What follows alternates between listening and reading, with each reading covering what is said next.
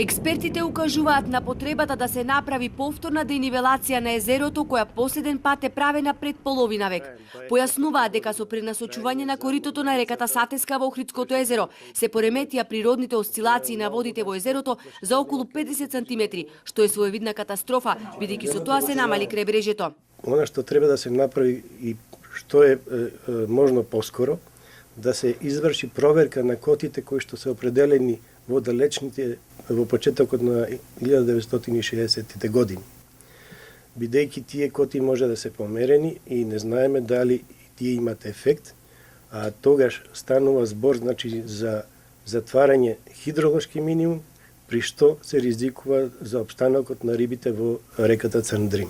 Реагираат и хидролозите. Ако сакаме вела да го спасиме Охридско, потребно е итно ревидирање и на договорот со Албанија за испуштање на одредена количина вода за нејзините енергетски потреби.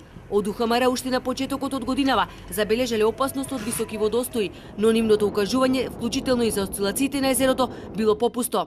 Од една страна временските услови го направија тоа, меѓутоа секако тука е и човекот фактор.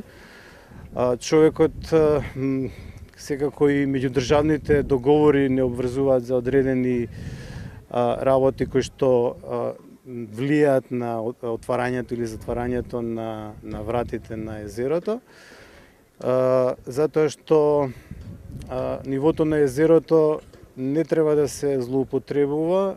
Доколку сакаме да имаме добар мониторинг, треба да се инвестира, но проблем се парите. Буџетот кој го издвојува државата за оваа намена е смешен. Од 4 мерни станици во Охридско-Струшкиот регион, кои треба да дадат веродостојни информации за нивото на езерото, функционира само една, во центарот на Охрид.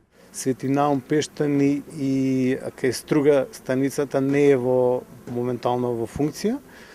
Единствено во функција е оваа станица и настојуваме со понатамошните проекти да ги подобриме овие мониторинзи и да имаме се повеќе и повеќе станици, затоа што ако едната станица затои, другата да ни даде сигурна информација, затоа што Охридското езеро е премногу значање да се прават експерименти со него.